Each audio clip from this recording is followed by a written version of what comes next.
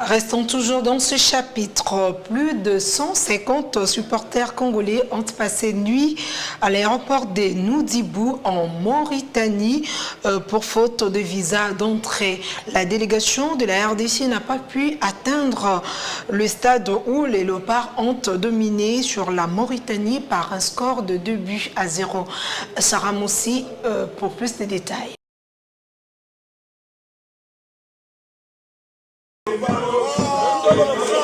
Deux supporters congolais ont passé nuit à l'aéroport de Nouadhibou en Mauritanie pour faute de visa. Ces groupes de soutien aux léopards, composés de plus de 150 personnes, parmi eux animateurs, journalistes et agents du ministère du Sport, n'ont pas pu atteindre le stade où les fauves de la RDC ont dominé sur la Mauritanie 2-0.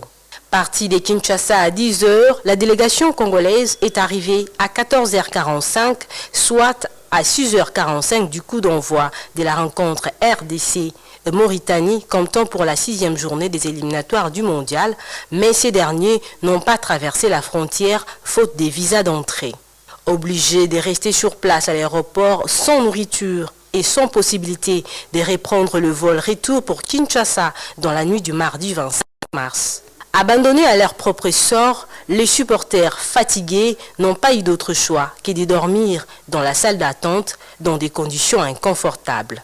La question que l'on se pose, pourquoi embarquer une délégation sans visa à quelques heures d'un match prévu de longue date? Selon d'autres sources, la Mauritanie est à la base de ces désagréments alors qu'ils avaient indiqué que le supporter aurait un visa à l'entrée. Mais à leur arrivée, ils ont changé d'avis. Ces manœuvres pour mettre en difficulté l'équipe nationale de la RDC. L'équipe nationale a passé un mauvais quart d'heure à l'aéroport de la ville de Nouadhibou. Cela est dû au fait que les autorités mauritaniennes n'ont pas donné accès à ce que nos compatriotes puissent fouler leur sol, du fait que d'après eux, les formalités pour l'obtention de visa a changé. Il fallait passer par le processus e-visa. C'est que nous avons décrié lorsque nous avons commencé à amorcer ces processus, parce que même l'équipe nationale en a payé le frais. Vous imaginez que nous sommes arrivés 2 jours avant le match. Nous avons pris près de 3 heures pour que l'équipe nationale soit libérée. Et ça, c'est le 1. Des 2, l'équipe nationale a pris près de 4-5 jours pour procéder à cette procédure de e-visa.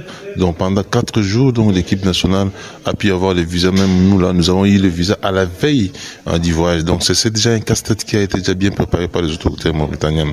Nous avons procédé pour court-circuiter ces manœuvres. Nous avons procédé par les voies diplomatiques. Nous avons saisi les affaires étrangères par l'ambassade de la RDC en Mauritanie, qui avait adressé une note verbale le 21 mars, parce que le match était pour le 25, le temps que le dossier soit étudié, et que la délégation, par réciprocité, par esprit sportif et en vue aussi de la diplomatie sportive, et que les autorités mauritaniennes puissent recevoir la délégation congolaise. L'ambassade de la RDC en Mauritanie, en bonne et due forme, a donné une note verbale, et le sport a ses spécificités, même si les autorités mauritaniennes nous ont opposé une fin de non-recevoir par rapport à cette procédure e-visa qui, d'emblée, pose problème pour introduire un cas.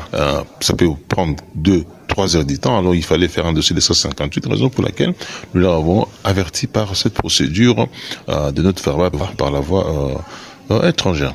Alors ils ont réceptionné la demande, et nous avons des assurances de la part des autorités consulaires de la RDC en Mauritanie que l'équipe pourrait voyager et que tout était mis au point, parce que les autorités mauritaniennes étaient au courant. Même son excellence a été mise au parfum par le service consulaire de la RDC en Mauritanie. Ça a été une surprise de voir que les autorités mauritaniennes changeaient directement les casas pour dire que non, on ne peut pas accéder à leur territoire, alors que nous avons pris l'avion. Ils nous ont autorisé de survoler leur espace aérien et puis d'atterrir